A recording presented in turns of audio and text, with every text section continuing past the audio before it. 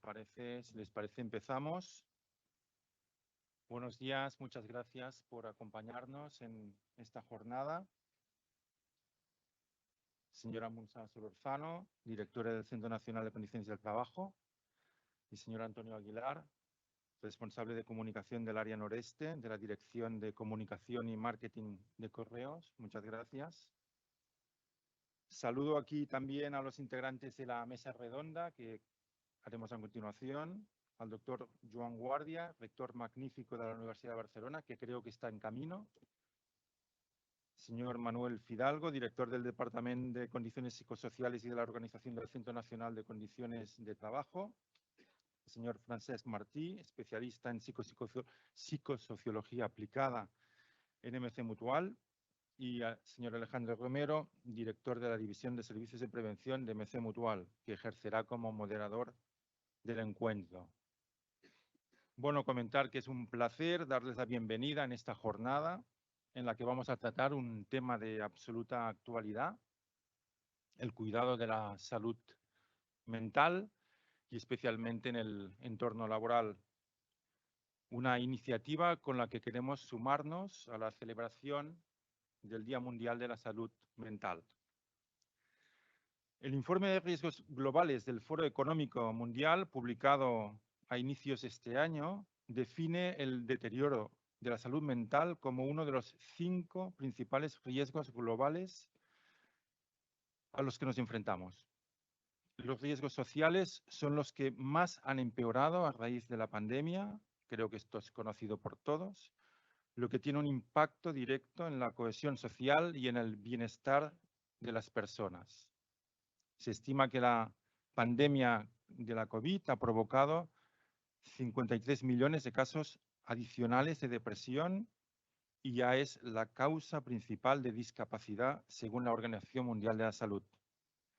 Estos son algunos de los datos y estamos aquí para hablar de soluciones, para poner de manifiesto que el entorno laboral es uno de los mejores ámbitos para trabajar en la prevención de la salud en general y en concreto de la salud mental. Estoy convencido de que fortalecer la salud mental es el gran reto de la próxima década en materia de salud laboral y seguramente salud pública. Y esta jornada es una clara muestra de nuestra voluntad de afrontarlo.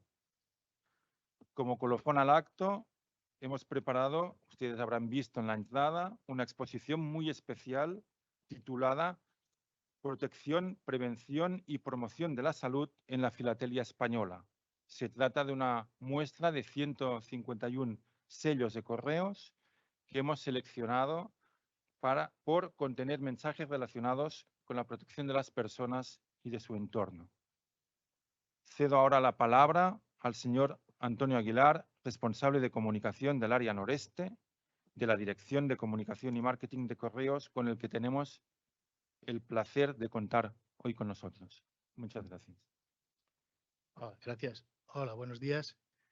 En primer lugar, quería pedir disculpas porque nuestra directora de Relaciones Institucionales y Filatelia no ha podido asistir, que era ella en principio la que tenía que estar aquí, y sobre todo agradecer pues que nos hayan invitado y nuestra presencia a través de esta exposición que comentaba. A mí me sorprendió y me agradó muchísimo que hayan tenido en cuenta pues cómo Correos se ha implicado de diferentes formas en la salud de la población y en la prevención, intentar dar mensajes, ¿no?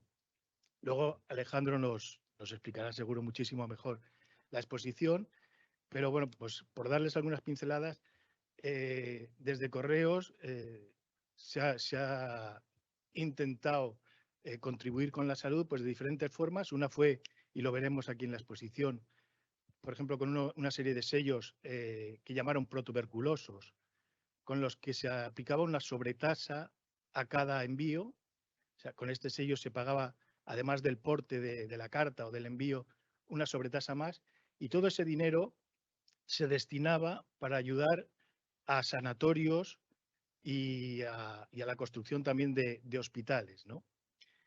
Eso fue, pues, sobre todo con la tuberculosis.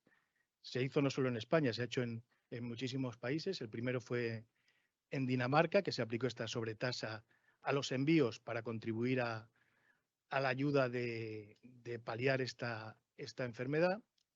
Y luego, pues la verdad es que a partir del momento en que aparece el sello, aparece en 1840, que también tenemos una muestra aquí, aparece en 1840 en Gran Bretaña y en 1850 en España, pues aparece como no como un trocito de papel eh, sin ninguna intención y completamente neutro, sino que aparece estos dos sellos ya al principio aparecen con la imagen de las reinas respectivas de cada país, ¿no? Pues en el caso de Gran Bretaña de la reina Victoria y en el de España de Isabel II.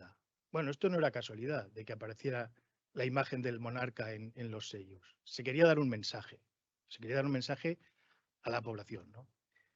Con el tiempo se incorporaron nuevos temas, pues como veremos en la exposición, pues uno de ellos ha sido la salud, y a través de toda esta iconografía y de los sellos se ha intentado concienciar a la población, llevar mensajes de prevención. Es muy curioso que en algunos de los sellos que aparecieron, por ejemplo, con esto de protuberculosos, aparecían mensajes como lávense las manos, lávense los dientes, aireen las habitaciones. Bueno, hoy nos puede parecer un poco, claro, con todos los medios de comunicación que tenemos, poco extraño, ¿no? Pero tenemos que pensar que, por ejemplo, esto se daba a finales del siglo XIX y también principios del siglo XX, y el correo era el único medio de comunicación que llegaba a muchísimas poblaciones. Pueblos de montaña, lugares muy aislados, lo único que llegaba era el correo. Y en el correo llegaba en las cartas ese sello con un mensaje. Ese mensaje, pues hoy ha cambiado muchísimo todo el mundo de la comunicación, pero esa carta, ese mensaje que llevaba en el sello se guardaba, se miraba una y otra vez, porque la carta no se destruía normalmente, se guardaba pues como alguien que te ha escrito de un familiar o un amigo, y el mensaje iba calando en la población.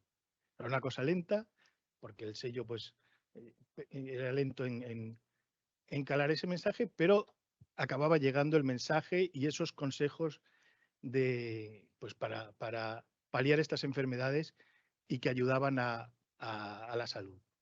Entonces, bueno, pues a lo largo de la exposición lo veremos y como digo, la verdad es que muy agradecido, sorprendido, porque hoy parece que la filatelia no existe y podemos ver que sí que existe. Es muy curioso, como estos días me ha llamado mucho la atención, que por ejemplo la filatelia y los mensajes estos que se pueden enviar a través de los sellos, lo estamos viendo en Ucrania. En la guerra de Ucrania, cada vez que hay un acontecimiento importante de la guerra, el correo postal ucraniano intenta hacer un sello. Por ejemplo, ahora quieren hacer uno con el puente de Crimea, o sea, dar mensajes a la población a través de los sellos. Algo que parece que es de otra época y en cambio se está haciendo de una manera muy activa ahora, ¿no? Bueno, pues sin más eso, agradecer nuestra presencia y que hayan tenido en cuenta el mundo de la filatelia con la salud. Gracias. Muchas gracias, señor Aguilar. Y a continuación tiene la palabra Montse Solorzano. Gracias. Buenos días. Primero de todo, agradecer a MC Mutual que nos haya invitado a asistir a esta jornada con una temática tan actual y tan oportuna como la salud mental, ¿no? Decir también que mi director, Carlos Arranz, el director del Instituto Nacional de Seguridad y Salud en el Trabajo, si hubiese podido por agenda, hubiese estado esta mañana con nosotros. Empezamos la semana con el Día Mundial de la Salud Mental y ahora la acabamos, al menos la parte de la semana laboral, ¿no?, hablando de esto, de la importancia que tiene para las trabajadoras y los trabajadores. En el Instituto siempre hemos estado preocupados por este tema, por avanzar en el estudio de todo lo que puede afectar al bienestar físico y mental del trabajador. Hemos avanzado mucho en el estudio de los riesgos psicosociales, de todo el tema de los riesgos asociados a la organización del trabajo, en la medida que nos ha permitido nuestras funciones, el artículo 8 de la Ley de Prevención, ¿no? Hemos hecho publicaciones, hemos hecho herramientas para la prevención, para identificar estos factores. Todo lo que hemos sabido y seguimos estudiando y avanzando en este tema en relación con esto. Pero siempre manteniéndonos fiel a nuestro leitmotiv importante, que es velar por las condiciones de seguridad y salud de los trabajadores. muy importante y sobre todo en el apoyo y la mejora a las mismas. Les quisiera decir que es muy agradecido el trabajar para una organización que tiene un leitmotiv como este. Un leitmotiv que podemos compartir todos los que estamos aquí, desde luego, porque somos técnicos en prevención la mayoría. Y creo que esto ayuda a mi bienestar físico y al de mis compañeros. Y eso es de lo que estamos hablando aquí hoy, ¿no? De tener bienestar físico, de que el trabajo nos ayude a conseguir eso, ¿no? Bueno, esperemos que todo el trabajo que está haciendo el instituto, los interlocutores sociales, las mutuas, todo el mundo, se vea reflejado en el tema de salud mental en la próxima estrategia que ustedes saben que se está trabajando y que está, bueno, cerrándose. Y cuando se cierre tiene un papel muy importante. La salud mental se considera una línea prioritaria y el instituto siempre vela por esto. El instituto apuesta por los modelos avanzados de gestión de la salud. Hemos de ir hacia allí y en especial en todo el tema dando un énfasis especial a la salud mental. Por tanto, tenemos que centrarnos en el objetivo de velar por la salud mental de las personas trabajadoras y en especial deberíamos también cuidar a los que cuidan. Esto también estamos ahí intentando avanzar en este sentido. Nos olvidamos de la gente que cuida, de los cuidadores. Estamos yendo a una sociedad en la que cada vez los necesitamos más. Tengámoslos en cuenta dentro de todo el panorama este. Nos ampara el marco europeo, tanto la Estrategia Europea de Seguridad y Salud en el Trabajo como cualquier legislación que Europa haga.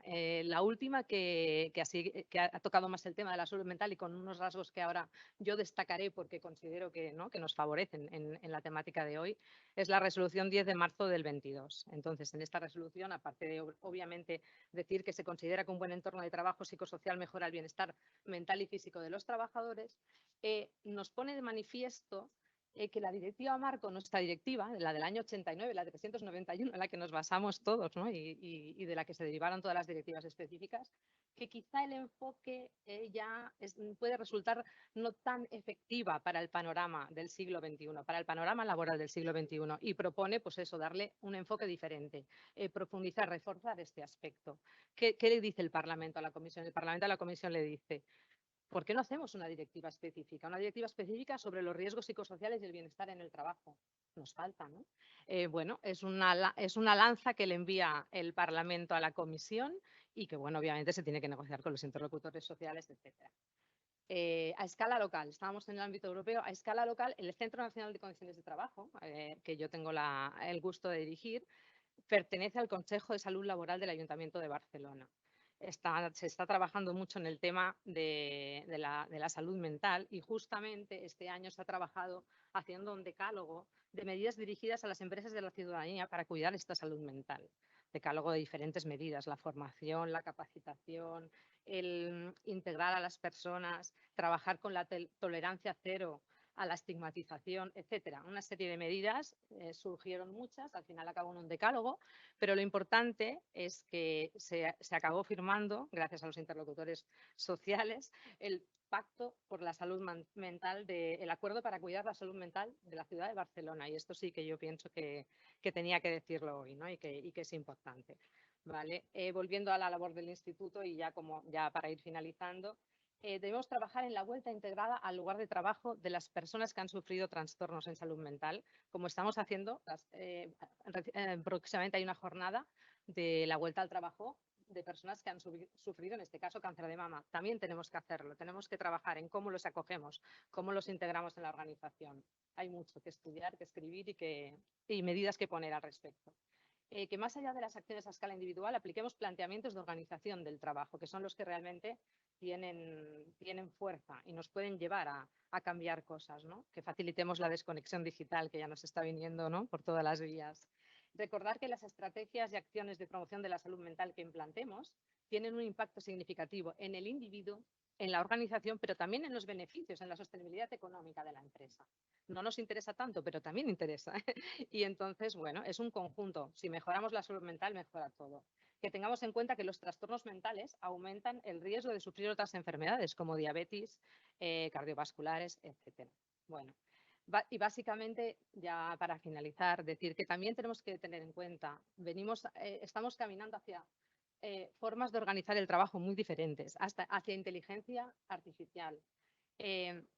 cuando implantemos todo esto, cuando pensemos en todo ello, tengamos en cuenta a las personas, tengamos en cuenta la importancia de la persona cuando diseñemos estos sistemas. La prevención en el diseño, muy importante en tecnologías que nos pueden superar y que pueden, además, las necesitamos, vamos a ello, pero tenemos que integrar el foco en la persona. La salud mental y el bienestar emocional son imprescindibles para la salud de las personas. Hagamos entonces que el entorno laboral se promueva desde la empresa. ¿Vale? Muchas gracias. Muchas gracias, Montserrat, muchas gracias. Bueno, doy por inaugurada la jornada. Invito a los miembros de la mesa, señor don Joan Guardia, Manuel Fidalgo, señor Francesc Martí y Alejandro Romero, para dar comienzo a la sesión. Y gracias de nuevo a todos los participantes y presentes. Espero que la jornada les resulte de utilidad y que entre todos, con lo que aprendamos, podamos ir aplicando y mejorando este reto que se nos presenta en el tema de salud mental. Muchas gracias.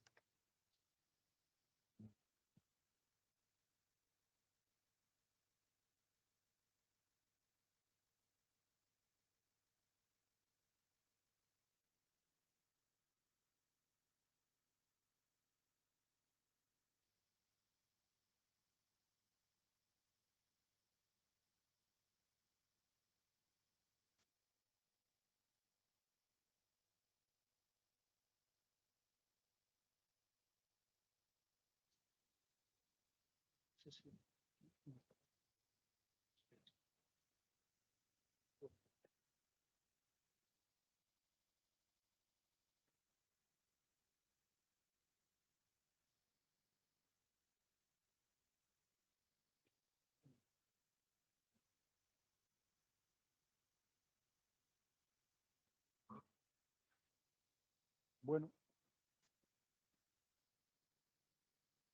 Buenos días, bienvenidas y bienvenidos amigos de la prevención. Gracias por estar aquí y gracias por estar ahí. Esta es la primera jornada que llevamos a cabo en el formato híbrido. Ese formato, ¿cuál es este? Con este ya me vale, ¿no? Sí. Un formato que es el presente y espero que sea el futuro. Espero que el futuro no sea únicamente el formato online que hemos sufrido tantos meses, tanto tiempo, y que se estaba manteniendo. Muchos decíamos, hombre, pues el formato híbrido también está bien, dar la posibilidad de que aquellas personas que quieran asistir presencialmente lo puedan hacer. Y por fin ha llegado y espero que durante mucho tiempo. Pues nada, estamos en esta jornada de salud mental y vamos a poder presentar a los ponentes.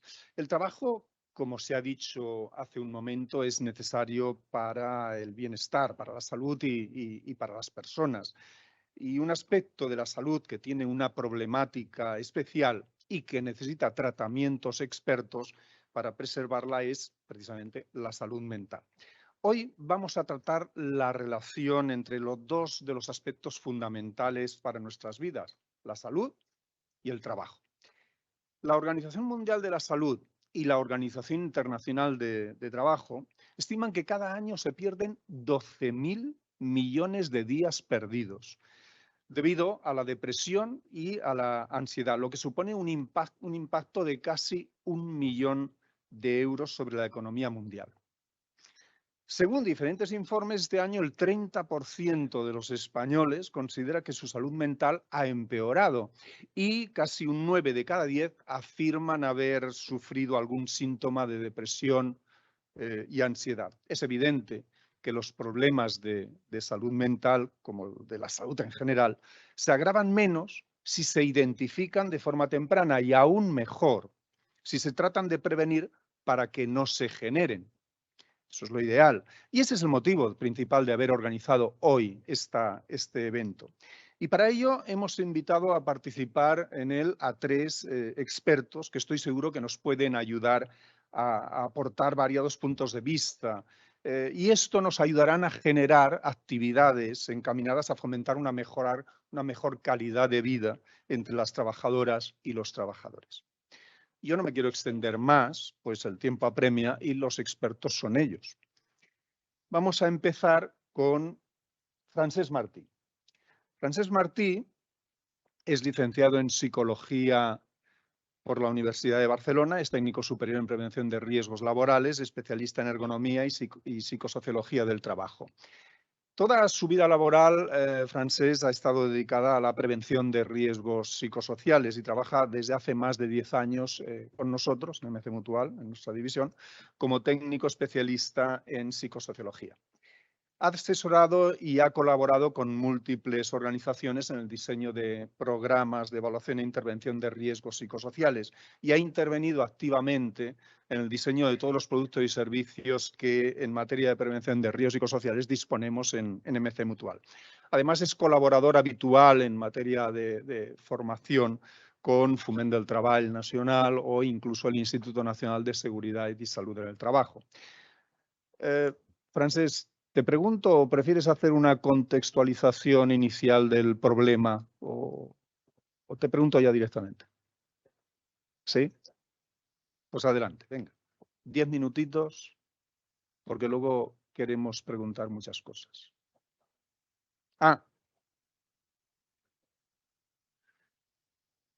Son muchas cosas ya, ¿eh?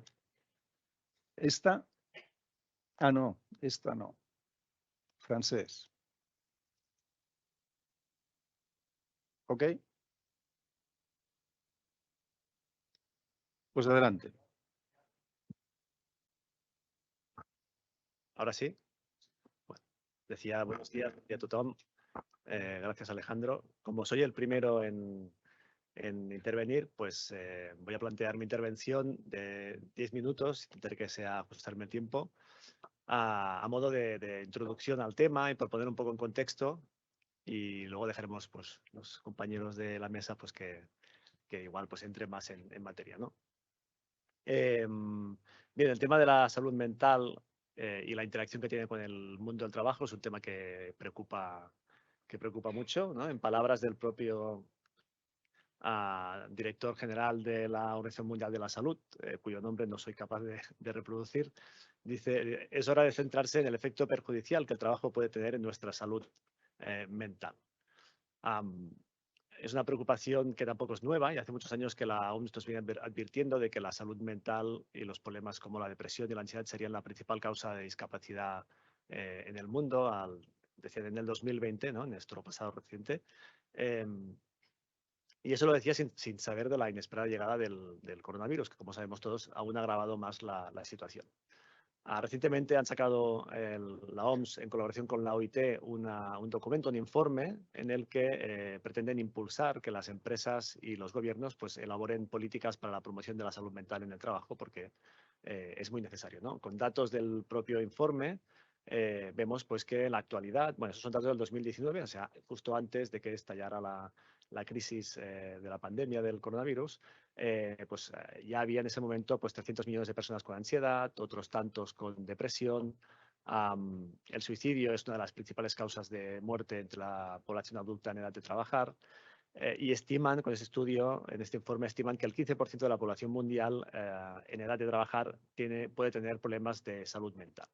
Eso inevitablemente tiene un impacto significativo en la productividad de las empresas, en los días de trabajo perdidos por absentismo, tiene un impacto económico y por lo tanto las empresas tienen la necesidad de desarrollar estas políticas de promoción de la salud mental para mejorar su productividad, reducir el absentismo y por otro también la sociedad tiene la necesidad de que las empresas se erijan como agentes promotores de la salud mental porque en la actualidad pues, el 60% de la población mundial está en el trabajo, o sea, se relaciona en el ámbito laboral y por tanto es una oportunidad para que allí también se transmita, se promueva la salud mental.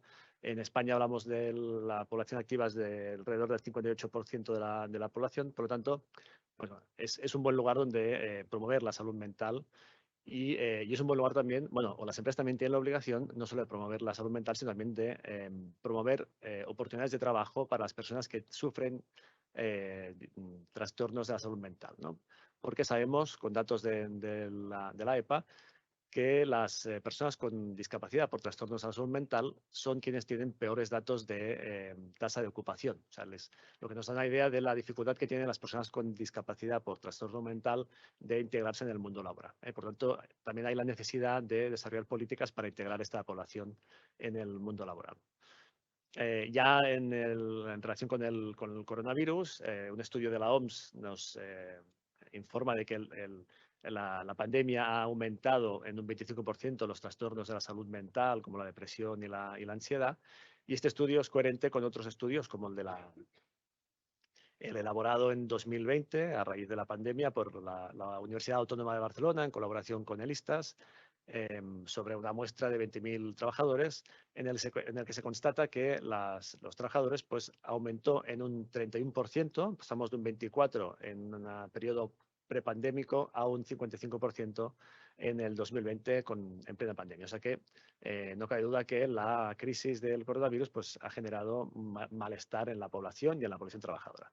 Sin embargo, paradójicamente, con datos de nuestras bases de datos de incapacidad temporal de la Mutua, observamos que si bien se manifiesta esta tendencia al alza en los últimos años, como decía la OMS, en los procesos psiquiátricos, justo en el momento de la pandemia, en vez de haber un mayor volumen, una mayor incidencia de bajas por temas psiquiátricos, se produce un efecto contrario, ¿no? Y esto pues, puede ser debido, según me comentaban, ¿no?, los compañeros de IT Consultoría que me cedieron los datos, que no siempre, o sea, que enfermedad no es sinónimo de baja, ¿no? Aparte o más allá de la enfermedad, hay una serie de circunstancias alrededor de la enfermedad, ¿no?, que pueden ser de tipo socioeconómico, sociolaboral, que pueden dificultar o facilitar la baja, ¿no? Y en el contexto del coronavirus, pues pues el sistema sanitario saturado, el miedo al contagio, los ERTES, ¿no?, el confinamiento, pues seguramente muchas de esta problemática de tipo psiquiátrico pues no se tradujo no se diagnosticó y no se tradujo en baja. Superada la crisis, que esperemos que hayamos superado, pues volvemos a un nivel a una incidencia igual a la anterior a la crisis, y el panorama a nivel laboral post-pandémico pues se parece mucho al de la prepandemia, ¿no? Volveremos a hablar de crisis de cambio climático, de cuarta revolución industrial, de inteligencia artificial, antes se comentaba, de automatización de los procesos de trabajo, ¿no?, y el impacto que esto tiene en las condiciones de trabajo. Y la crisis del coronavirus, lejos de frenar esto, pues igual aún lo ha acentuado más, ¿no?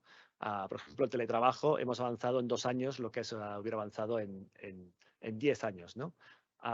El comercio online también ha evolucionado mucho, ya estaba creciendo, pues en el momento de la crisis, pues aún empresas como Amazon pues han hecho un poco el agosto, ¿no? Y esto, hay un teléfono por aquí sonando. Bueno, ha habido, o sea, la crisis del coronavirus pues ha aguzado más estos cambios en el marco socioeconómico y en los puestos de trabajo. Esto generará pues la necesidad de transitar hacia otros puestos de trabajo de muchos trabajadores, y eso puede ser un estresor importante para ellos, ¿no? La necesidad de formarse en los nuevos puestos de trabajo, la pérdida de muchos puestos de trabajo, de precarización laboral. Bueno, esto tendrá un impacto importante en la salud mental de muchos trabajadores. Por lo tanto, es necesario que las empresas acompañen todos estos cambios que se están produciendo con estrategias para apoyar la salud mental de sus trabajadores, ¿no? Y en la estructura que propone este informe que comentaba antes de la OMS con la OIT, pues hablamos de seguir haciendo prevención, pero de integrar de una vez por todas los riesgos psicosociales en el sistema de gestión de la prevención de las empresas. Y eso quiere decir evaluar las condiciones de trabajo que sabemos que pueden generar malestar y afectar la salud mental de los trabajadores, pero evaluarlas de una forma sistemática, periódica, no como a veces se hace, ¿no?, que se evalúa una vez, no, pues en un círculo de mejora continua, e intervenir en la organización del trabajo pues para eliminar estas condiciones de trabajo que generan malestar o disminuirlas a niveles pues, óptimos. También hay que desarrollar políticas de promoción de la salud mental en el trabajo, crear una cultura en que luche contra el estigma de la enfermedad mental, ¿no? Que las empresas, que los trabajadores puedan hablar libremente de sus problemas de salud mental con sus compañeros, con sus mandos, y eso requiere, y así lo dice también el informe, ¿no? Incide en que hay que formar a los mandos para que ejerzan un liderazgo saludable, ¿no? Que sepan, pues, ser asertivos, escuchar a los trabajadores, atender reconocer los problemas de salud mental de su equipo, y saber gestionar estos problemas, ¿no? Y también requiere formación a los trabajadores para que sepan cuidarse a sí mismos, reconocer cuando no están bien, tener estrategias de afrontamiento al estrés. Bueno, hay que hacer una política de formación importante. Y por último, pues también apoyar a los trabajadores que ya sabemos que tienen problemas de salud mental, ¿no? Pues desarrollando, como os he dicho antes, programas de apoyo al empleado. Hay un montón de empresas que ya tienen, que son expertas en esto, ¿no? Que ofrecen intervención individual, coaching, terapias breves para los trabajadores. Desarrollar también programas de vuelta al trabajo, también se ha dicho antes, y procurar también crear oportunidades de trabajo para las personas con trastorno de la salud mental. Y en todo este camino, este desarrollo de estrategias, pues las mutuas también tenemos una función, no cabe duda, y así lo hacemos, ¿no? Acompañamos a las empresas, les asesoramos en cómo desarrollar esta prevención de los riesgos psicosociales y ofrecemos recursos y orientación para que puedan desarrollar políticas de promoción de la salud en el trabajo. Y con esto, pues, termino mi presentación. Muy bien, muchas gracias, Francesc. Has cumplido con el tiempo. Luego te haré las preguntas. Muy bien. Continuamos con Manuel Fidalgo. Manuel Fidalgo, licenciado en Psicología, diplomado en Dirección de Empresas y Recursos Humanos y terapeuta y técnico superior en Prevención de Riesgos Laborales. Actualmente es el director del Departamento de Condiciones Psicosociales y de la organización del Centro Nacional de Condiciones de Trabajo del Instituto Nacional de Seguridad y Salud en el Trabajo. Antes de esta función, tuvo la jefatura de la Unidad de Ergonomía y Psicosociología. Se ha dedicado toda su vida al asesoramiento, formación e investigación, principalmente en materia de prevención de riesgos psicosociales derivados del trabajo, ergonomía y psicosociología. Ha participado en múltiples proyectos de investigación, ha sido autor y coautor de diferentes publicaciones como la Enciclopedia de Salud Laboral de la OIT o libros como Estrés Laboral, Supéralo, etc. Bueno, no me extiendo más porque si no estaríamos aquí un buen rato con el currículum. ¿Quieres hacer 10 minutos de inicio o paso las preguntas? Pues no sé qué decirte. Aunque no sabemos qué preguntas son, No. estoy tentado a que preguntes.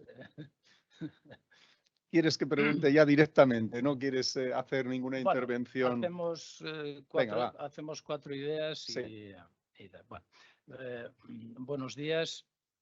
Espero que la presentación dure lo mismo que la presentación que me ha hecho Alejandro, o sea, que sea breve, en favor de ustedes y su intervención.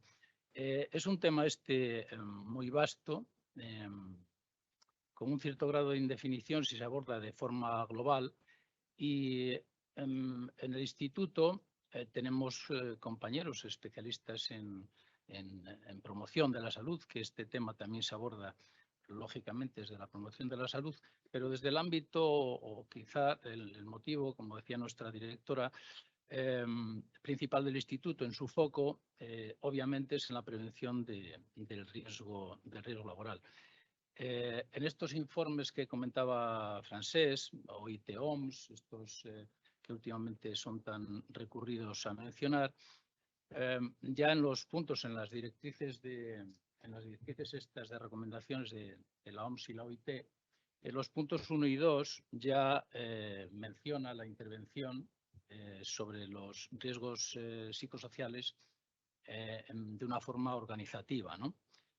Significa esto que bueno, quizá, aunque las evidencias son grandes desde el punto de vista técnico-científico, pero en la realidad observamos desde hace 30 años que estoy en el instituto, si recobrara quizá alguna intervención igual quizá de torpe como la que voy a hacer hoy, respecto a esta materia, pues no tendría muchas diferencias. Quiero decir, hemos avanzado mucho en muchas cosas, pero en algunas, en los retos, quizá no tanto. En los retos en fin, que nos llevan a obtener resultados en cuanto a lo que ya desde el 95 manda la ley, que tiene que ver, pues lo recordaba Francés, con la identificación, la evaluación y sobre todo, y aquí está un punto absolutamente clave, la intervención en los riesgos, sobre los riesgos psicosociales. Esto, como mencionaré quizá un poquito más tarde, creo que es un elemento clave y que no se le hace, digamos, o no se le atiende suficientemente a fin de obtener resultados sobre el tema que aquí nos reúne. El trabajo es una fuente de mortificación desde tiempos inmemoriales. Ya todos ustedes saben sus etimologías, que procede, ¿verdad?, del famoso tripalium, potro de castigo, ¿verdad? Y los significados que el trabajo tiene, pues están llenos de connotaciones francamente mortificantes, francamente alienantes y demás, ¿no? Desde tiempos inmemoriales, aunque de la Edad Media para adelante, pues sí se cambiaron palabras, porque cuando se cambian palabras se cambian significados. Ahora hablamos de salud mental, antes hablábamos de otras cosas bastante similares, y parece que se cambia un poco o se trata de cambiar la vivencia, pero bueno, es un lugar que en fin, obligatorio, ¿verdad?, que no es fuente o no ha sido fuente de placer en la concepción o en el imaginario colectivo, ¿verdad? Entonces, ya de por sí, en las condiciones que se generan en el propio trabajo, que al final nosotros desde hace muchísimos años los llamamos riesgos psicosociales, en inspección gusta llamarlos condiciones organizativas, en el mundo académico, demás fuentes de estrés, etcétera, etcétera. Estamos hablando de lo mismo, ¿verdad? Pues son esas condiciones, ¿verdad?, que pueden ser mortificantes y que funcionan también como el trabajo, es decir, el poco trabajo o el nada trabajo, el paro, genera una serie de patologías o puede generar una serie de daños a las personas a nivel de salud mental, y el exceso, pues con el exceso sucede lo mismo. En los riesgos psicosociales, en muchos de ellos, pues funcionan de esta manera, que es dimensional.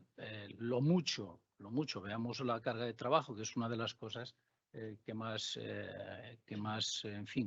repuntan y, por ejemplo, en un estudio que tenemos en el instituto este año que hemos publicado, pues las presiones, por ejemplo, y sobrecarga de trabajo, pues es el factor que mayor efecto negativo causa a nivel de bienestar mental, ¿verdad? En un 53,1%, ¿verdad? El trato difícil con clientes, pacientes, alumnos, pues es un 16%. La inseguridad laboral es un 15%. Y así podemos seguir. Pero bueno, lo que digo, muchos factores funcionan. Lo poco es malo, como la infracarga, ¿verdad? Y el exceso es igualmente nocivo.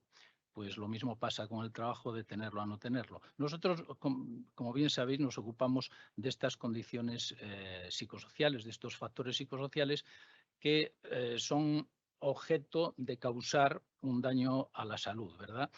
En este sentido, también es verdad que el concepto de salud mental tiene su aquello, ¿verdad?, a la hora de tratar de concretar todo esto.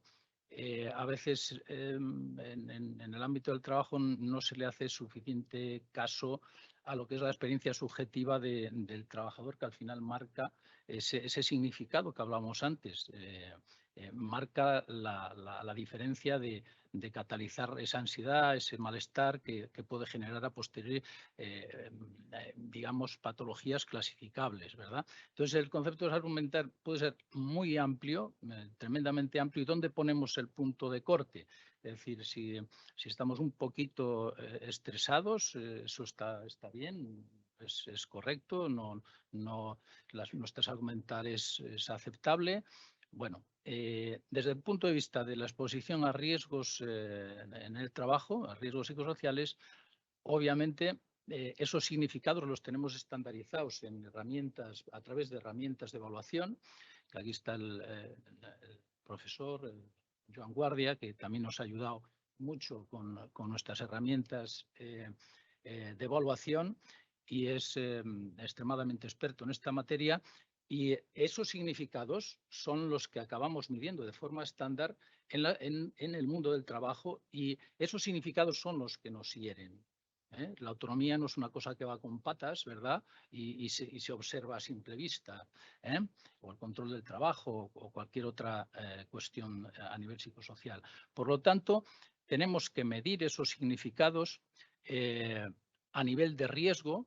Eso lo hacemos a través de estas metodologías y de un proceso, no nos olvidemos, porque, como decía Pasteur, la célula no es nada, el enfermo lo es todo. Es decir, es importante el sistema de gestión que tenemos de estos riesgos psicosociales. Es muy importante el método, no tanto el instrumento, que también, pero a la hora de hacer evaluaciones en las empresas, a la hora de identificar, evaluar y poder intervenir, estos elementos a veces se olvidan y se hacen evaluaciones puramente burocráticas, y a posteriori tampoco se acomete el resultado de ellas, por bien, regular o mal que estén hechas. Claro, esto es lo que, en definitiva, desde nuestro punto de vista o desde el trabajo del instituto, y en acorde con el mandato de la ley del 95, hemos de hacer para prevenir lo que a posteriori y por las evidencias científicas que tenemos puede catalizarse en daños ya a nivel de categoría clasificables psicopatológicamente. Los datos que hay son muchísimos, que Francesc ya ha dicho unos cuantos, incluso por no decir datos institucionales, en Infojobs, que es la plataforma mayor de empleo de España, pues este año hablaba de la mitad de casos de personas, de casos de problemas de salud mental de la población ocupada está relacionado con el trabajo. Uno de cada 4 trabajadores ha sufrido un trastorno de salud mental. Uno de cada 3 casos ha requerido tratamiento. Más jóvenes, el 44%, y mujeres, 35%, frente al 21% de hombres, ¿verdad? Y son datos que abundan en todo lo que estamos comentando. Bien, les recomiendo en nuestra web, en fin, los productos que ofertamos, ya tradujimos un documento que a mí me gusta mucho, de la OMS de 2010, que está colgado en el instituto y habla de todas las evidencias científicas a nivel de concienciar, obviamente, de asegurar el problema, que relacionan los riesgos psicosociales con la salud mental y las consecuencias, ¿verdad? Tenemos otro documento que les mencionaba antes, de problemas o efectos adversos para la salud y bienestar relacionados con el trabajo, que esto lo hicimos con la EPA de 2020 y que está colgado en nuestra web. Piensen que se están haciendo también muchísimas comisiones. Mi directora comentó bastantes en fin, movilizaciones respecto a esto a nivel institucional, y móntese una comisión y para que las cosas no cambien, ¿verdad? Bueno, si ponen ustedes la palabra en internet, comisión y salud mental, les saldrá un porrón de cosas, o sea, un porrón. Bromeo con ello, pero sí que es verdad que esto va a favor y en fin, nos indica que las cosas van cada vez, entendemos que mejorando. Hay una iniciativa de comisión de expertos sobre impacto de la precariedad laboral en la salud mental, que nuestra ministra y otros muchos expertos el 7 de abril ya lo han catalizado, lo han impulsado. Y en 6 meses se supone que ahora en diciembre habrá unas conclusiones de un montón de expertos a nivel nacional y que será, creo, muy interesante. Córtame cuando quieras. Mejor. Bueno, no, creo que no es mejor. Bueno, hay la agenda y bien, mi directora ya mencionó varios aspectos de estos. Bien, sí comentar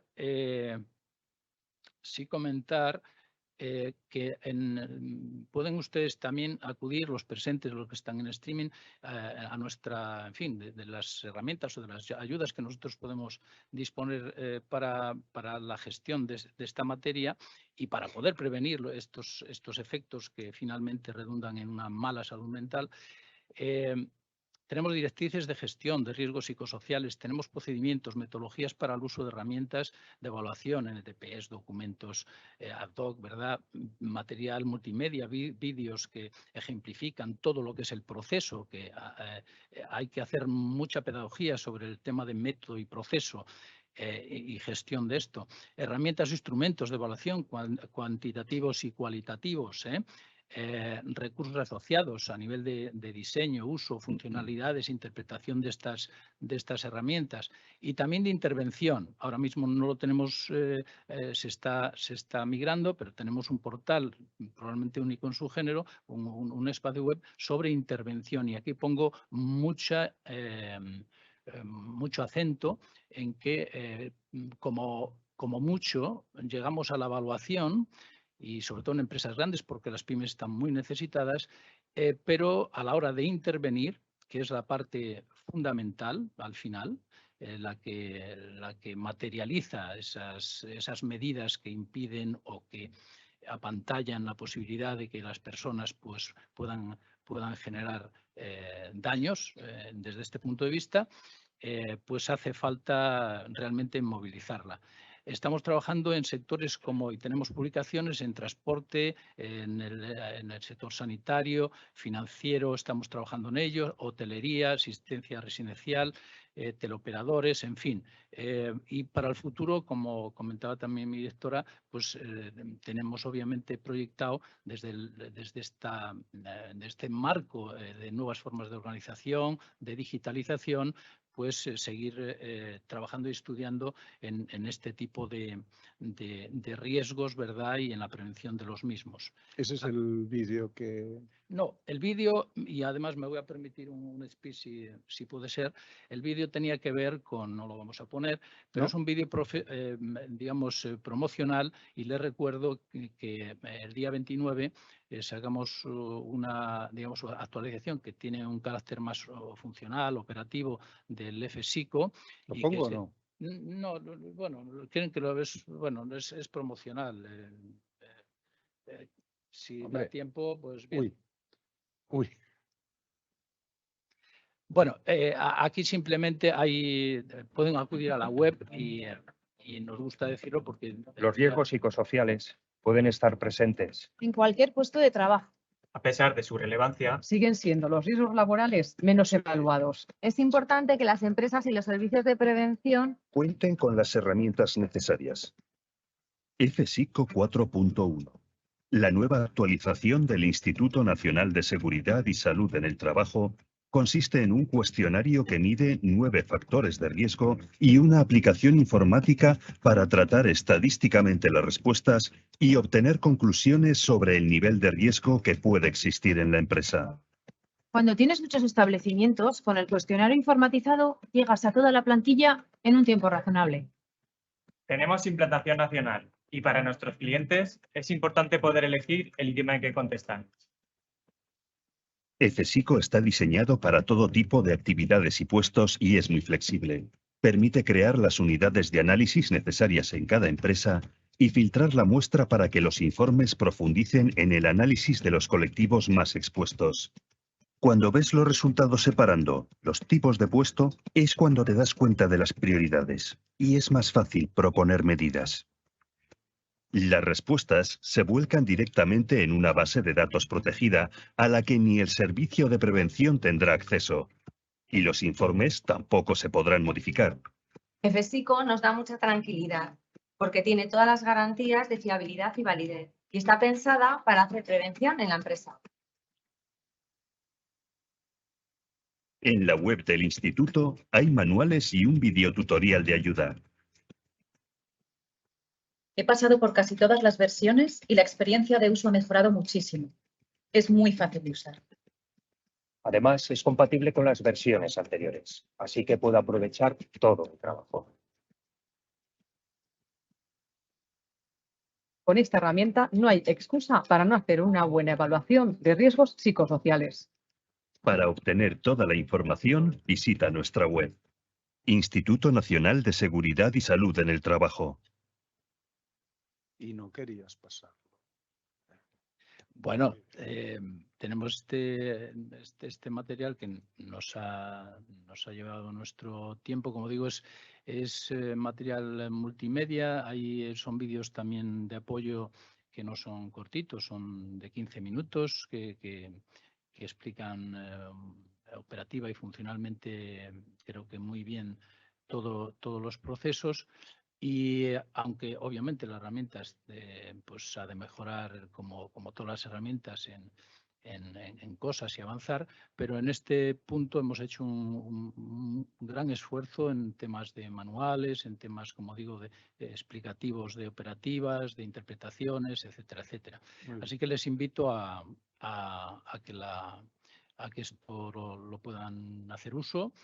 Y seguiremos mejorando a la medida que podamos. En fin, no me extiendo más y en el turno de preguntas, si lo hubiera, Gracias, pues ya hablaremos de los retos. Que sí, que habrán preguntas, seguro que salen preguntas y si no, yo tengo alguna.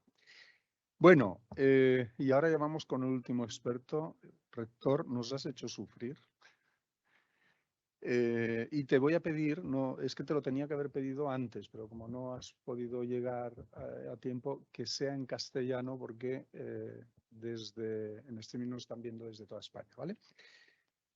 Joan Guardia, rector de la Universidad de Barcelona, doctor en psicología, máster en análisis de datos estadísticos por la Universidad de Essex. Obtuviste la cátedra de metodología de las ciencias del comportamiento en la facultad en el año 2007, ¿para qué decirlo? Es miembro del Comité de Evaluación Externa del Ministerio de Educación, Cultura y Deporte desde el año 92. Es asesor del dispositivo UNIDISCAT, Universidad de Discapacidad de Cataluña, desde el año 2005 y pertenece al Consejo de Dirección del Instituto de Neurociencias de la Universidad de Barcelona desde julio del 2009. Aparte de su labor docente en múltiples universidades de Estados Unidos, México, etcétera, siempre ha estado, Joan Guardia siempre ha estado muy ligado al tema de la salud mental y al tema de la evaluación de los riesgos psicosociales. Colaboró con nosotros con la validación de una batería de evaluación de riesgos psicosociales, la batería MCV, y también ha colaborado ahora le preguntaba si había colaborado también en la batería, en el método CEPSICO. Bueno, pues está con nosotros. ¿Quieres hacer 10 minutos o...? Vamos a intentar que sean 5. Venga, va. ¿De acuerdo? Lo digo porque si aplico el criterio de Manuel. Primero, muchas gracias, buenos días, buen día. Es un placer estar aquí, sobre todo porque hacía tiempo que no coincidíamos en persona y es un placer. Y en segundo lugar, porque digamos que este ratito que me regalas, Alejandro, me permite volver a ser psicólogo durante un rato y dejar de ser rector, lo cual se agradece mucho porque supongo que todos ustedes entenderán que en medio de una crisis de gobierno, pues mi salud mental ha sido dañada, primero como ciudadano, pero después como rector de forma reiterada. También es una feliz oportunidad porque nos permite de alguna manera dibujar un pequeño espacio en el cual vamos a poder intercambiar puntos de vista complementarios. Por no repetir lo que mis admirados colegas ya han planteado, me limitaré a establecer solamente 4 o 5 puntos de reflexión muy general respecto a lo que aquí nos ocupa, porque digamos que el título de la sesión ya contiene un elemento de provocación, ¿no? Cuando se habla de una futura pandemia. En términos absolutos, la respuesta no es que sea futura, es que es actual. ¿De acuerdo? No, creo que Manuel ha dado ya algunos datos, hay algunos datos más sobre las incapacidades temporales ya publicadas por la Generalitat en el del año 20. Es verdad que es un año extraño, y por tanto habrá que esperar los del año 21 para ver si se mantiene tendencia, pero digamos que el dibujo es bastante claro. ¿Dónde les quiero llevar? Les quiero llevar a 4 o 5 reflexiones. La primera, la preocupación por la salud mental de forma más o menos dispersa ha estado presente en la vida de la prevención de riesgos laborales hace mucho tiempo. Que hablamos de este tema, yo creo que años, muchos años.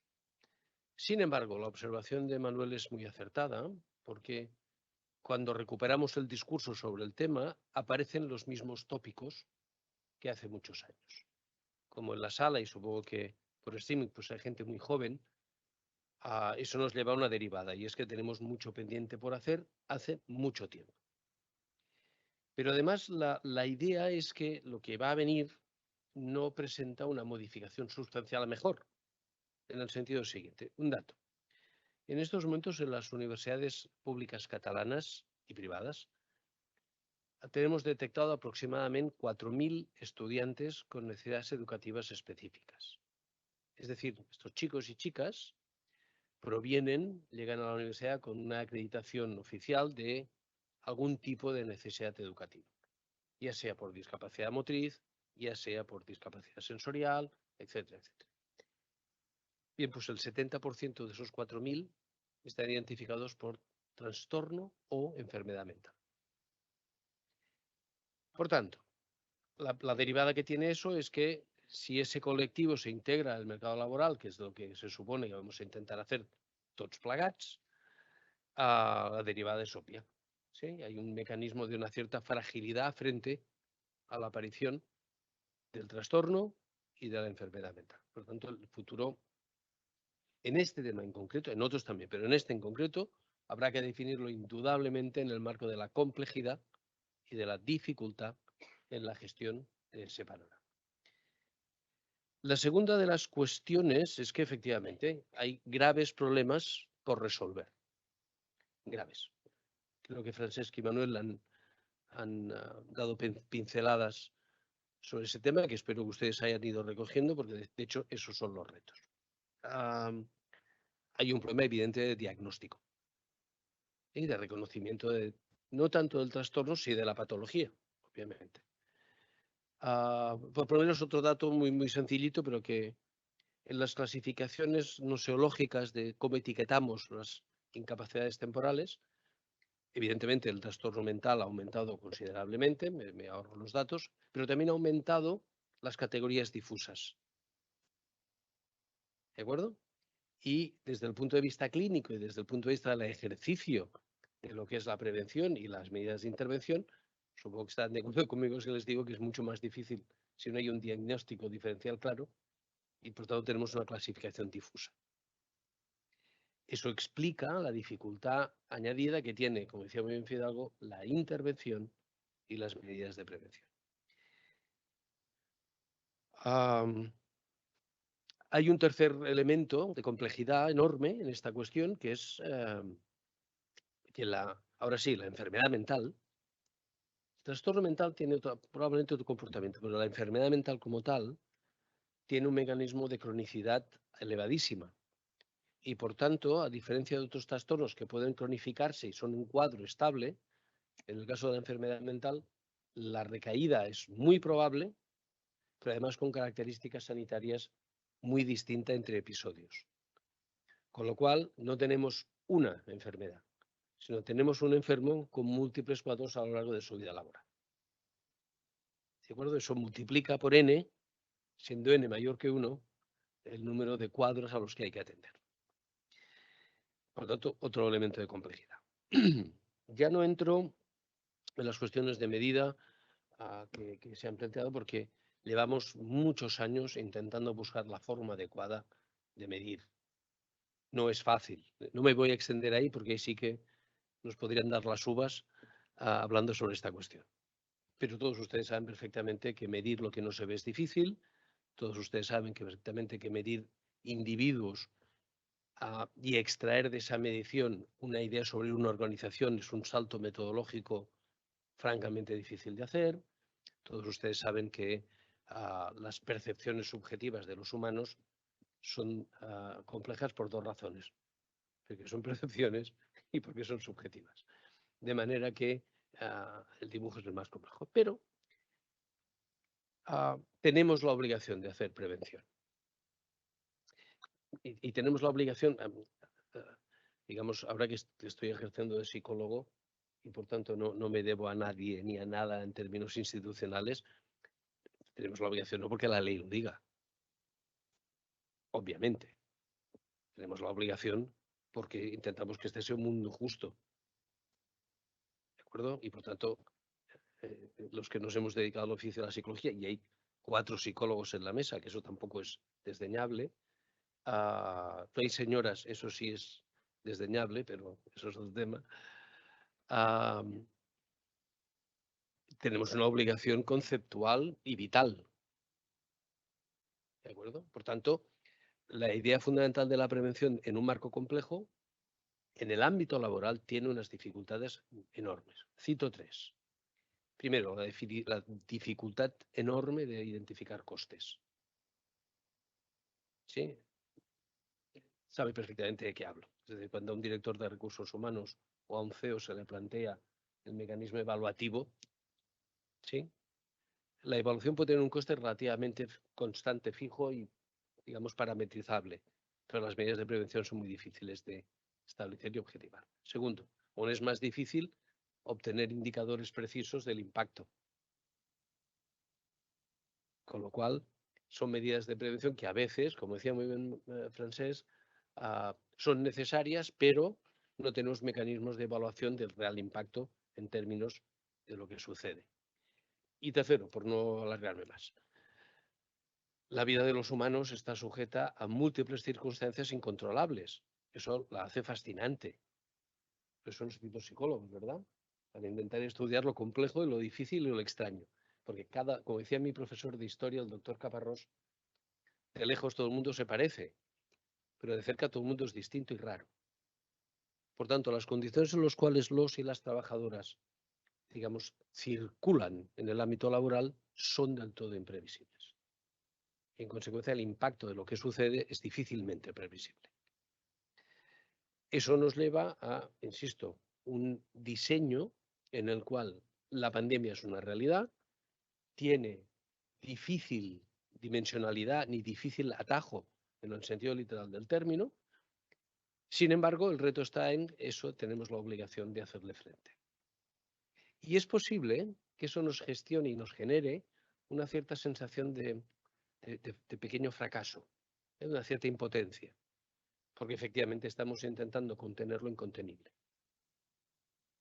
Porque la salud mental de los humanos es muy difícil de contener en ningún circuito establecido previamente.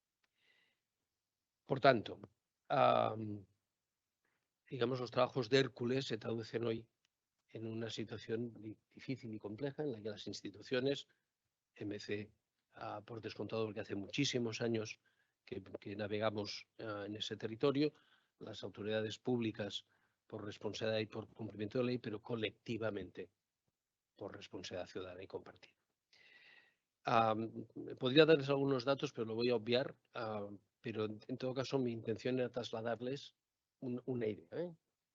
Enorme complejidad, una enorme dificultad y una enorme necesidad y una enorme obligación.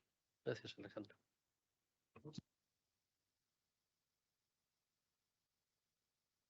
Ahora, muchas gracias. No sé si se había oído. Voy a esperar a ver si alguna mano se levanta. Tenemos una persona por aquí que lleva un micro y si alguien quiere hacer alguna pregunta, pues la podrá hacer. Pero, de todas maneras, yo voy a empezar a preguntar. Tenía alguna pregunta preparada. En términos generales, no ha salido un palabra que últimamente está muy de moda, que es la resiliencia. No lo he oído. Yo creía que lo iba a oír, creía que iba a salir aquí. Y en términos generales es un fenómeno que se refiere a la superación de una situación de riesgo o negativa, ya sea enfermedad, adicción, estrés, violencia, trastornos de la conducta. Y salir fortalecidos de la misma biológica, socialmente, psicológicamente y culturalmente. Está de moda eso, la hemos oído muchas veces. ¿Se puede potenciar la resiliencia? ¿Se puede colaborar a ello desde la empresa? Es decir, las empresas podemos potenciar eso que parece que es necesario para salir de aquí. ¿Quién quiere contestar? Nadie. Bueno, tengo otra pregunta. Claro que sí, contestamos, faltaría más. Desde el marco que cada uno tenga en función de su desempeño y objetivos de organización, puede tener una perspectiva. La resiliencia, como tantas cosas, como incluso las cualidades, pues también pueden ser defectos, depende cómo se mire. Desde el punto de vista de una intervención secundaria, claro que la resiliencia se trabaja, claro que las organizaciones hacen muchas cosas de intervención secundaria para aumentar las capacidades de las personas, para cuántos cursos, cuántas formaciones sobre habilidades sociales, etcétera, etcétera, ¿verdad? Y muchas más cosas que se hacen para que los seres humanos en el ámbito del trabajo sean juncos, ¿verdad? Que las condiciones de trabajo adversas no les tumben, ¿verdad? No les hagan coger una baja, no les hagan...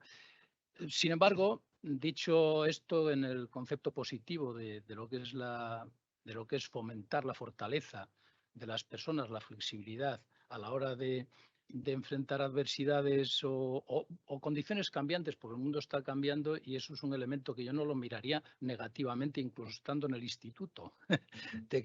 Quiero decir, ¿por qué digo estando en el instituto? Porque, claro, nuestra preocupación y cualquier metodología, cualquier abordaje, y ya desde la misma obligación, como comentaba Joan, se depositan en las condiciones organizativas, no en el individuo. No en el individuo. Cualquier método de evaluación, cualquier abordaje, y esto es importante a la hora de la salud mental. ¿Por qué? El foco ha de ponerse sí o sí en las condiciones organizativas, que son los elementos que en un momento dado es el viento que puede doblar a la persona, a la salud de la persona, porque no tiene recursos para enfrentarse. Y cuando depositamos en la persona la responsabilidad de ser flexible, de aguantar esos vientos, esas condiciones adversas, de alguna manera es algo, no deja de ser iatrogénico, en el sentido de que todos los profesionales que están en el Sistema Nacional de Salud, que atienden a las personas y que saben muy bien que muchas patologías que ellos asisten derivan del trabajo, pero claro, allí el individuo pues es una paradoja en el sentido de que el individuo allí no está para abordar el trabajo, ni el profesional tampoco, no es el lugar. Y no deja de ser un tanto, quiero decir que hay que tratarlo de una forma muy cuidadosa, el tema de la resiliencia, porque al final el individuo se culpa de no resistir. Y parte de los procesos que conllevan y ansiedades que transcurren al final categorizándose en una patología, tiene que ver con que la persona siente que no tiene la espada que mata el puñal que mata al dragón. Claro, la cosa es ¿por qué mi compañero aguanta y yo no aguanto? Es decir, con esto tenemos que tener mucho cuidado. El acento hay que ponerlo sin perjuicio de recoger la versión positiva de trabajar la resiliencia, hay que ponerlo en las condiciones organizativas, como sabemos muy bien todos los aquí presentes. Tiene un tanto de peligro el derivarlo en discursos que pueden acarrear que la responsabilidad de mantener la salud y manejar las condiciones adversas recaiga sobre el individuo. Y eso es obligación del empresario y de la organización, mantener unas condiciones estándar para que las personas, desde ese punto de vista, no estén expuestas y puedan enfermar. Distinto es, como también apunta con mucho acierto Joan, el tema de los jóvenes, o sea, la gente que ya va con una patología previa o que no tiene que ver con la condición, con la exposición a la condición de trabajo. O sea, resiliencia, entiendo yo, es por mi punto de vista, mucho cuidado a la hora de abordarlo y, desde luego, positivamente, genial, sí, faltaría más. Es que esa, Alejandro, es una pregunta trampa. porque él sabe perfectamente la respuesta. Yo creo que lo ha dibujado Manuel perfectamente. Es decir, lo que no podemos es establecer discursos, digamos, que sean la antítesis de lo que se trata. Nosotros medimos organizaciones y, por tanto, nos podemos preguntar si existe el concepto de organización resiliente. Esa es una cuestión que nos podríamos plantear. No es fácil, la respuesta.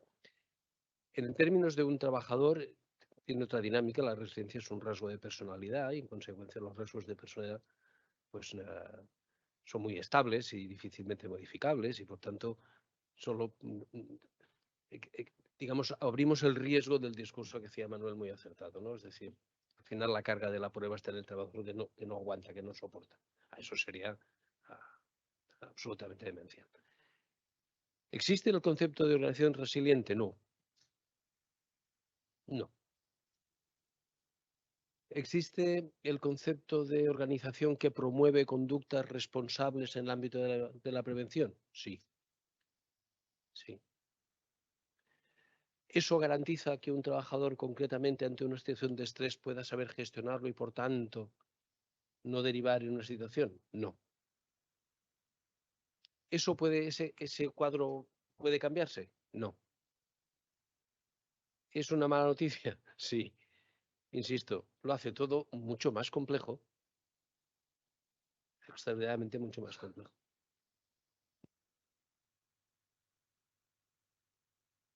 ¿Hay una pregunta por allí? Sí. Sí, hola, buenos días. Estamos hablando aquí del tema de la salud mental y yo veo claramente que hay un factor que es la salud mental laboral, digamos, en el cual podemos aplicar herramientas para medir en una organización el nivel, ¿no? Digamos, de que tenemos de riesgos psicosociales.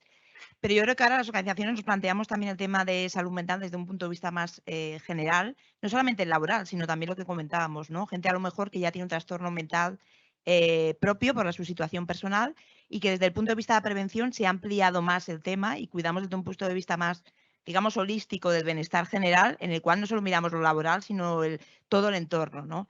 En ese sentido, yo lo que quería destacar es que hablamos de muchos datos de general de toda la sociedad, pero a la hora de vender a nuestras organizaciones, tenemos que hacer acciones para mejorar la salud mental. La pregunta que nos encontramos es, sí, pero aquí, ¿qué afectación tenemos? ¿No? Entonces, yo creo que la dificultad que tenemos muchas veces los técnicos de prevención es obtener datos concretos de nuestras organizaciones para poder demostrar que hay una afectación. Es decir, hacemos los estudios psicosociales, podemos decir, mira, hay este riesgo psicosocial, pero también nos pregunta, de acuerdo, puedes haber salido bien, pero ¿qué efecto real tenemos? ¿No? Y en ese sentido yo creo que es muy importante el tener herramientas para poder demostrar que sí que tenemos afectación, no solamente por los riesgos laborales, insisto, sino también porque las personas pueden tener ya problemas mentales y evidenciarlo. Y creo que aquí vamos siempre con dificultad para poder demostrar y decir a la organización, no, fijaos que tenemos tantos casos, ¿no? Etcétera. Esto nos lo piden también los delegados de prevención. A veces nos dicen, ¿cuántos casos tenemos verdaderamente de bajas que sean por tema psicosocial o por temas de salud mental? Y en ese sentido es bastante difícil. Nosotros, por ejemplo, en los reconocimientos médicos aplicamos el Global Health Questionnaire también. Y con ello podemos decir, mira, de la gente que ha hecho, pero ya estamos haciendo el sesgo de la gente que ha hecho reconocimiento médico, salen tantos test desviados, por ejemplo, ¿no? Eso ya es como muy concreto de, fíjate, aquí es así. Y luego tenemos la herramienta que evidentemente tenemos de las bajas de contingencias que tenemos al fin del año, en el cual tenemos cuando tenemos las causas, ¿no? Aquella segregación de causas y tenemos que poner psiquiátricas, ¿no? Ahí nos ponen causas por, no me acuerdo cómo va, pero es como tema psiquiátrico, ¿no? Y claro, es un dato como muy... primero que lo dimos como psiquiátrico en general, cuesta de definir también exactamente y tenemos cierta imprecisión, ¿no? Imprecisión para poder decir, bueno, estas son el efecto que tenemos, ya digo, no solo laboral, sino general, porque hoy en día la prevención se nos pide que no solamente miremos lo general, sino también en la salud global de los trabajadores. Gracias.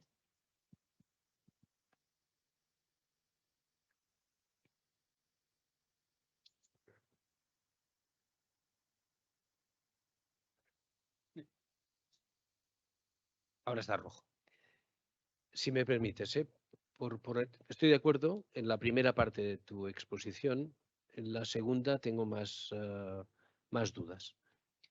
es que la prevención en salud mental no depende del número de casos que tengas. Es decir, el problema que tenemos aquí es, como casi toda la clínica, como sabes perfectamente, la detectamos cuando el trastorno y la enfermedad se presenta.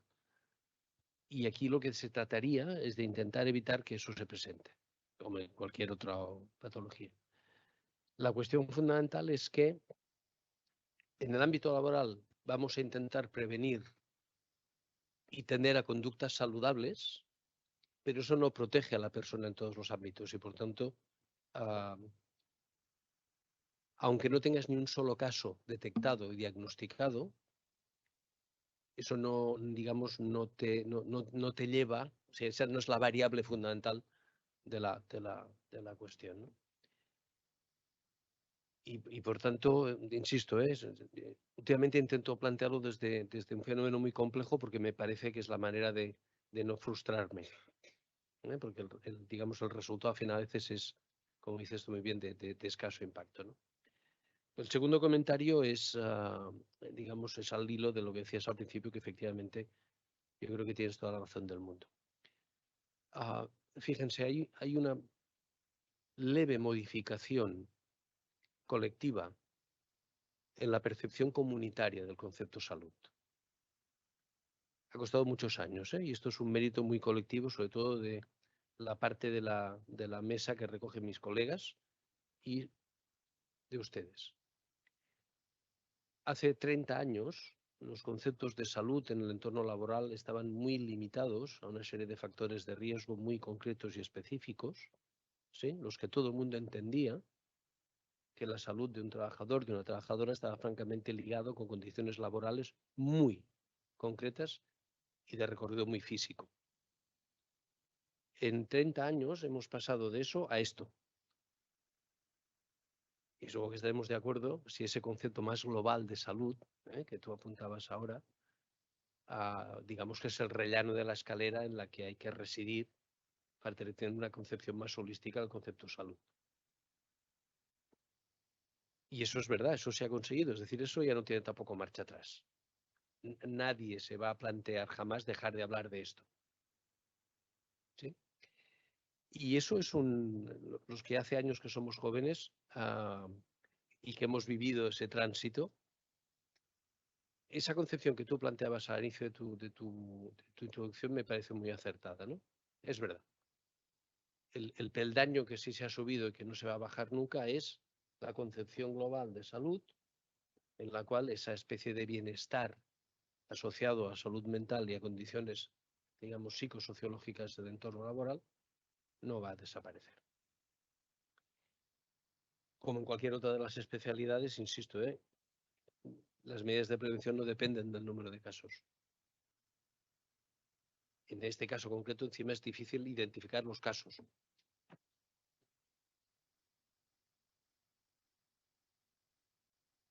¿Queréis decir algo o lanzo yo? Es que, claro, con todo esto que estabais diciendo, hace poco leí que la Organización Mundial de la Salud, en un informe de políticas presentado en el mes de junio, instó a los países a que incluyan el apoyo a la salud mental en su respuesta a la crisis climática. Es decir, que el concepto este que hablabas de salud, de lo que era a lo que es, ha variado totalmente. Según la Asociación Americana de Psicología, cada vez se están presentando más casos de ansiedad climática, es decir, casos relacionados con el cambio climático y el estrés de pensar en un cataclismo ambiental. Esto, vamos, es que no tiene fin, ¿no? ¿Y esto cómo se puede abordar? ¿O tenemos que adaptarnos ya a lo que ven? Yo me plantearía si es un trastorno o es una visión lúcida de lo que nos viene encima, ¿no? Si eres joven y ves lo que te viene encima, pues lo normal es que tengas ansiedad y estrés. Entonces tienes que saber convivir con ello. Forma parte ya del taraná diario, ¿no? ¿Sí? Bueno, forma parte del escenario futuro de los más jóvenes, ¿no? Y sí, tendrán que aprender a convivir con ello.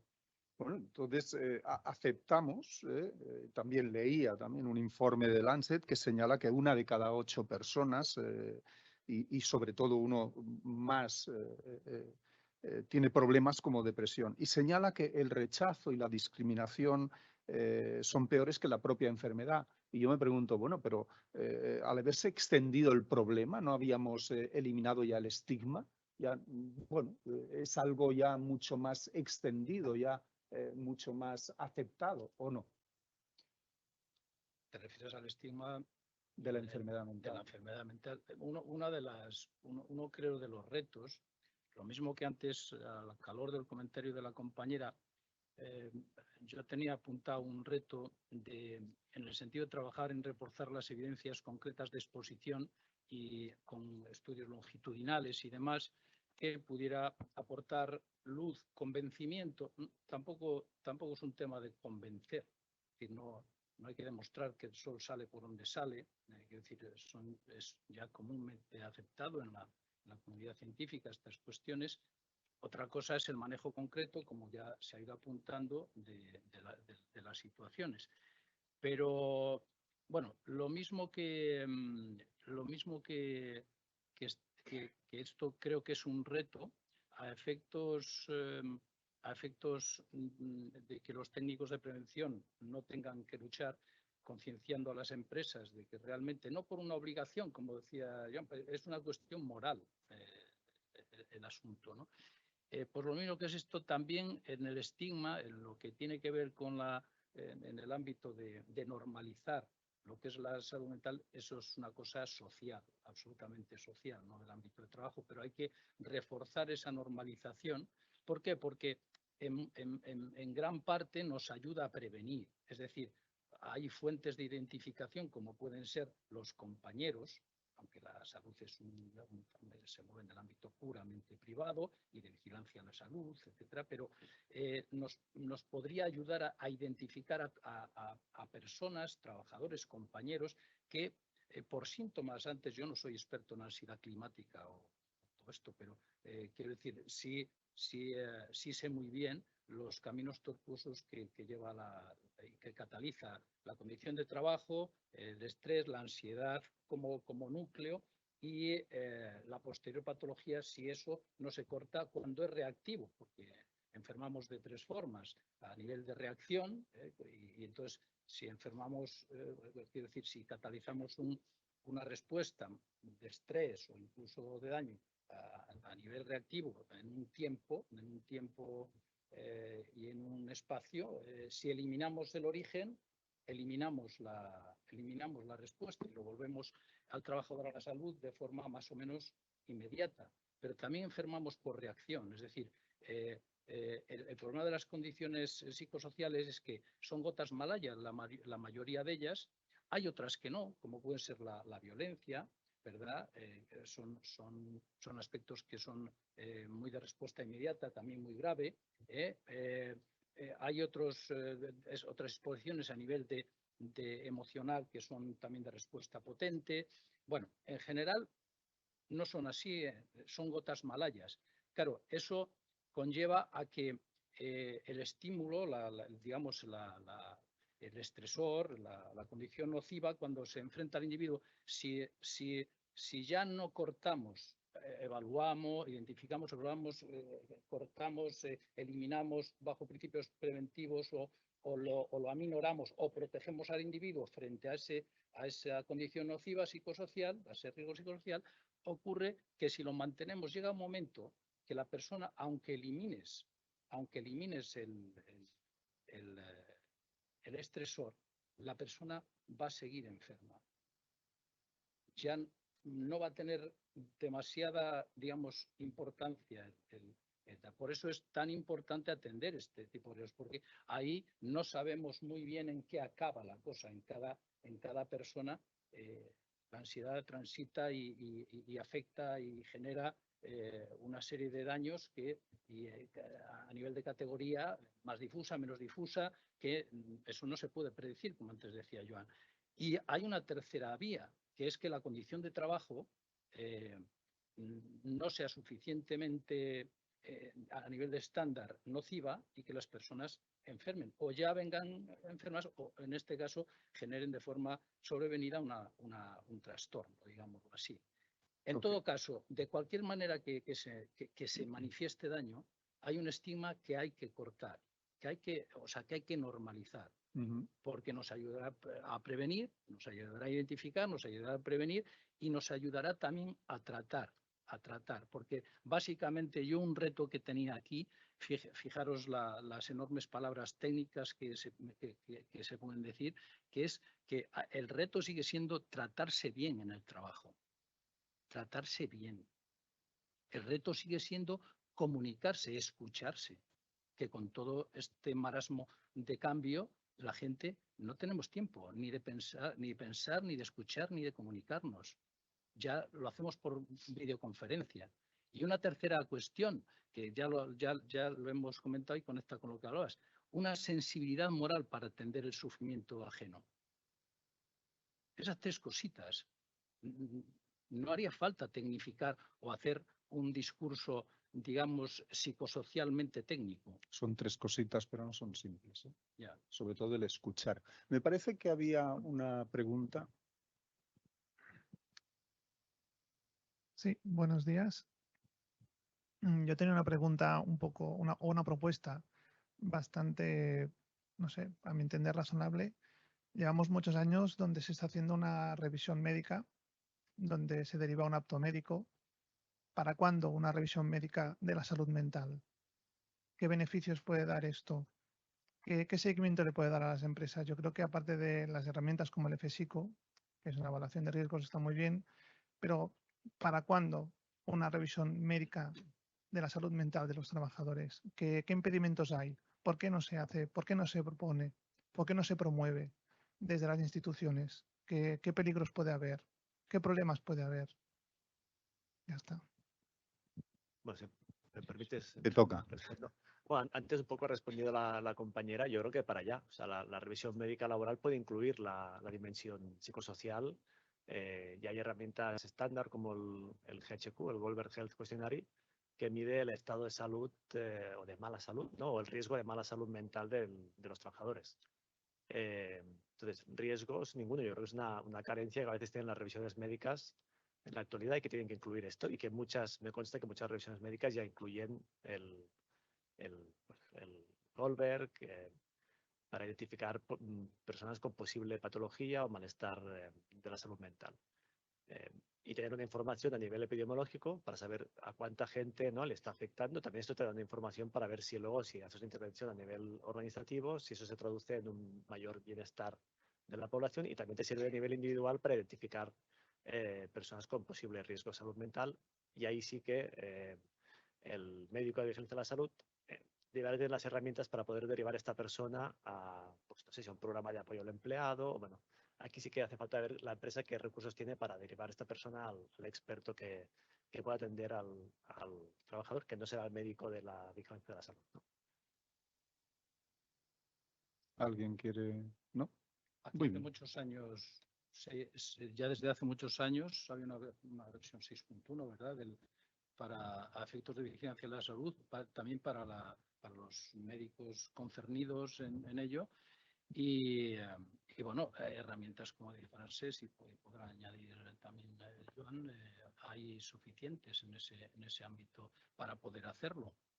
Otro tema, y quería hacer una mínima llamada a la cuestión del nexo causal, que esto es materia, en fin, sensible y sería para dar mucho. Pero claro, aquí otras disciplinas tampoco lo tienen igual de difícil. Quiero decir, claro, la cuestión, nosotros digamos que focalizamos el tema en el ámbito preventivo, con toda la evidencia ya y sin tener que andar demostrando nada.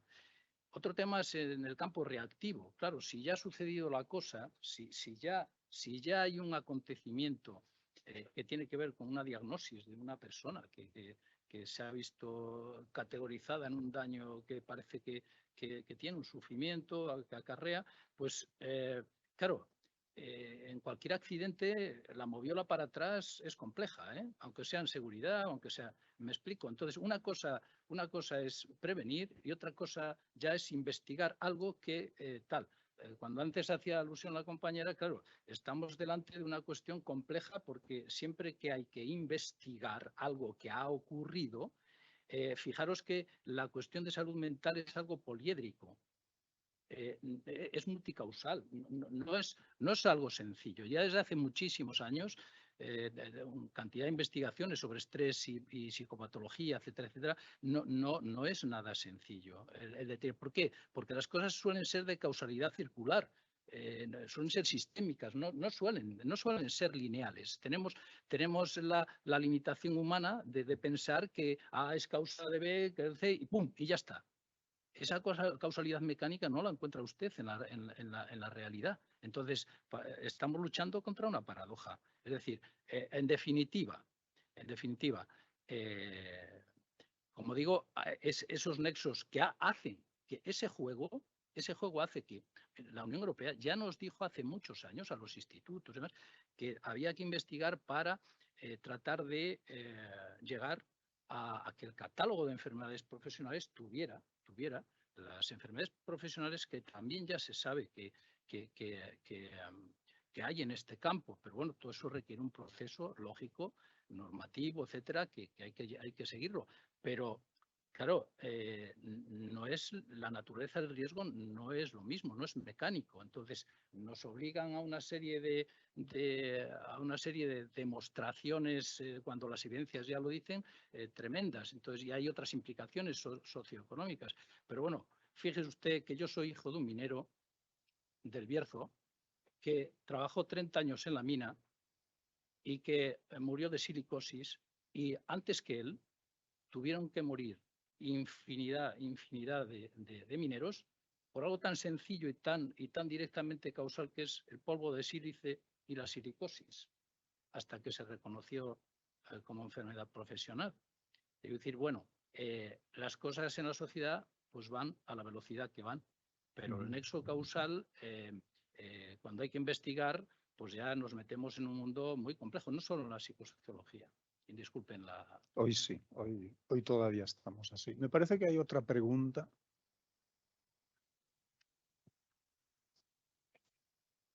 Pienso que es un momento también muy frustrante. Sí que desde las empresas es muy interesante que se pueda detectar, igual que te hacen un control y quizá gracias al electrocardiograma, ¿no? Detectan que tienes una patología en el corazón que no sabías que tenías.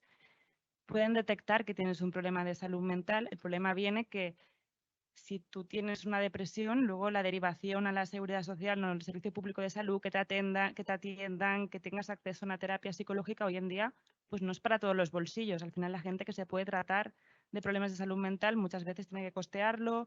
Es una situación realmente complicada el contexto en el que nos encontramos, aunque creo que las empresas pues han avanzado mucho.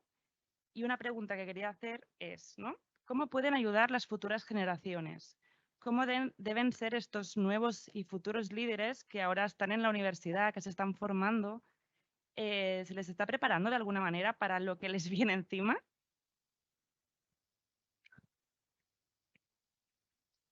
Te toca.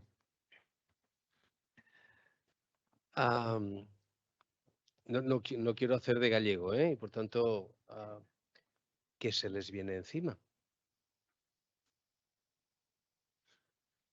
Porque entiendo el sentido de su pregunta, pero déjeme que me refugie en mi capacidad de profesor universitario y de orador frecuente. ¿Qué se les viene encima? Pero me voy un poco atrás, lo digo para utilizar la intervención de Francesc, ¿no? En estos momentos estamos diagnosticando patologías que hace 10 años no existían. ¿De acuerdo? En los tratados, digamos, de noseología de las categorías diagnósticas, estamos reconociendo enfermedades, no en el ámbito laboral, sino en el ámbito general, que hace 10 años no existía. De hecho, hay algunas que hace 5 años no existían. Por tanto, eso es un suicidio de teléfono probablemente. Por tanto, el panorama que tenemos delante es un panorama en el cual efectivamente la gente más joven va a vivir como adulto en una sociedad muy dinámica, muy cambiante, con una serie de mecanismos muy frágiles en los cuales su capacidad de reacción va a depender mucho de la capacidad que les otorguemos ahora de adaptación al cambio. ¿De acuerdo? Yo no quiero asumir, como ciudadano me niego rotundamente a asumir el vaticinio de Francés de habrá que dibujar un mundo en el cual la ansiedad como respuesta va a ser algo constante. Me niego como ciudadano a asumir eso. Por tanto, voy a hacer todo lo que esté en mi mano y un poquito más, ¿sí? Para que el día que deje este planeta lo haga convencido de que me dejé hasta el último minuto para evitar eso. Pero es verdad que la gente joven estamos, digamos, oteando un futuro en el cual hay 3 elementos que son constantes. Uno, una rápida transformación de todos los elementos constituyentes de los modelos sociales. Ejemplo, perdonen, pero me voy a alargar 2 minutitos. Las normas que regulan nuestro comportamiento social han cambiado radicalmente de forma natural. Ejemplo, todos ustedes están viendo el teléfono mientras hablamos. Eso hace 25 años era impensable, primero porque no había teléfono, segundo porque no se consideraba un acto socialmente aceptable no prestar atención. 2. No existe una alternativa al contrato social de la convivencia entre personas. Es decir, segundo ejemplo, los que ya hacemos años que somos jóvenes, tú sabías perfectamente que si a partir de las 10 de la noche sonaba el teléfono de tu casa, eso era señal de malas noticias. Porque a nadie se le ocurría llamar a alguien a partir de las 10 de la noche. Ahora, mis estudiantes de doctorado me dicen, hemos quedado porque estamos hablando son la 1:30 de la mañana. Es decir, primer elemento de fragilidad y de cambios dinámicos. 2, no hay una alternativa estable a las normas de convivencia. Y tercer eje, el convertirnos en una sociedad rica,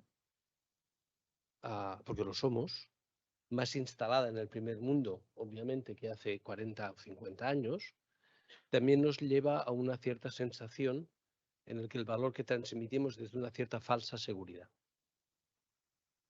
¿De acuerdo? Yo les invito, cuando quieran, a venir conmigo a clase el lunes por la mañana a las 8:30 y verán cuál es la percepción de los chicos de 17 y 18 años en relación a su propio futuro. Y su propio futuro es de una falsa seguridad, porque estamos transmitiendo siempre un mensaje de un escaso riesgo en todo, y no es verdad. Y no es verdad.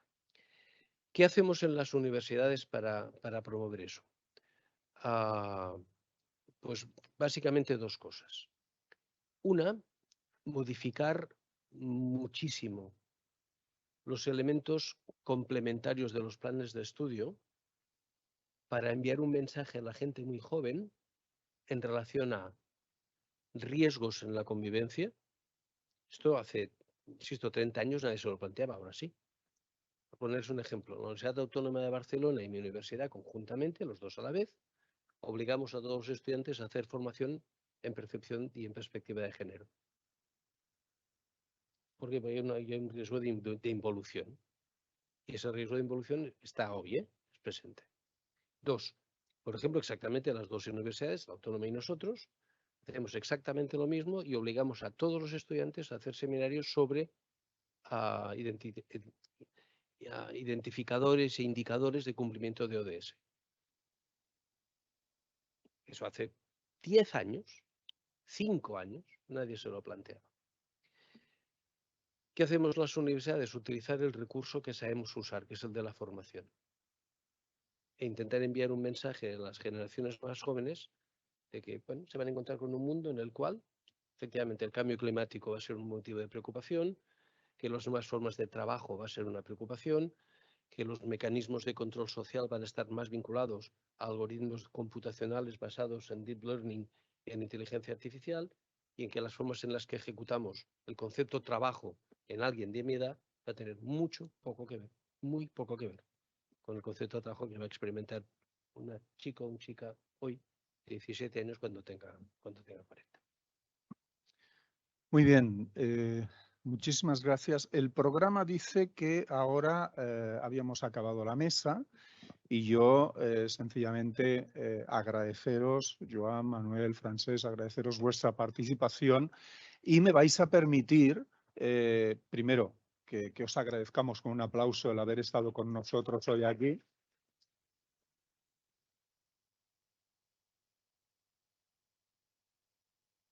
Y segundo, pues presentar una cosa que tengo yo preparada, que es la colección de salud, de protección, prevención y promoción de la salud. Bueno, mejor día que hoy para presentar algo que he estado trabajando desde hace muchos años, pues no había. Es decir, cuando dijimos, vamos a hacer una jornada de salud mental, bueno, pues oye, ¿y si aprovecho yo y lo presento? Y bueno, en primer lugar, agradecer los agradecimientos. Siempre cuando se presenta algo, en primer lugar, agradecimiento. Primero, agradecimiento a Manel Plana.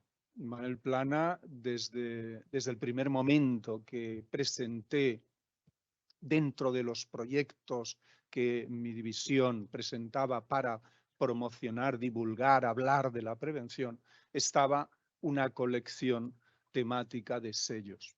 Y desde el primer momento Manel le pareció muy bien y lo promocionó, es decir, que en ningún momento, en todo momento me motivó a ello. También después se lo presenté a dos personas que hacen de padrinos hoy, que son Munsa Solorzano y Joan Guardia. Es decir, se lo presenté a ellos y, bueno, pues les pareció curioso, original. Bueno, calificativos he tenido varios, o sea, arcaico, antiguo, demodé, bueno, y me callo. Por suerte también he tenido alguno de pintoresco, retro y el mejor vintage. Gracias, Cristina. Cristina cuando lo dijo, esto es vintage, esto me gusta. Bueno, pues nada, voy a poner en marcha pues, lo que yo he creído entender que veía relacionado en los sellos y la salud. En primer lugar, les pongo un sello editado en 1968, El coleccionista de estampas. Es un sello que se editó, que lo pintó, el cuadro original lo pintó Mariano Fortuny, un pintor catalán, lo pintó en 1866 y está depositado en el Museo Nacional de Arte de Cataluña. Bueno, vamos allá. ¿Por qué una exposición de sellos? Más de una persona me lo ha preguntado. Andreu, ahora sabrás que yo soy filatélico, no sé dónde está. Andreu, soy filatélico y me preguntó por qué, ¿no? Bueno, hay un encadenamiento de causas. En primer lugar, yo provengo de Cyclops. Cyclops en el año 84 cumplió 50 años. Cyclops es una de las dos mutuas que se fusionaron para crear MC Mutual, y en el año 84 cumplió 50 años. Justo en el año 84, Correos emite una serie de prevención de riesgos laborales. En aquel momento, caídas de altura, incendios y contactos eléctricos, y entonces yo, que ya una persona de aquí de la mutua me había animado a coleccionar sellos, pues pensé, mira, una colección temática. Tú puedes coleccionar sellos de un país determinado o de un tema, ¿no? Voy a coleccionar los sellos de flores. Bueno, pues no, a mí me dio por la prevención de riesgos laborales. Yo ya trabajaba en ello y bueno, pues empecé mi colección.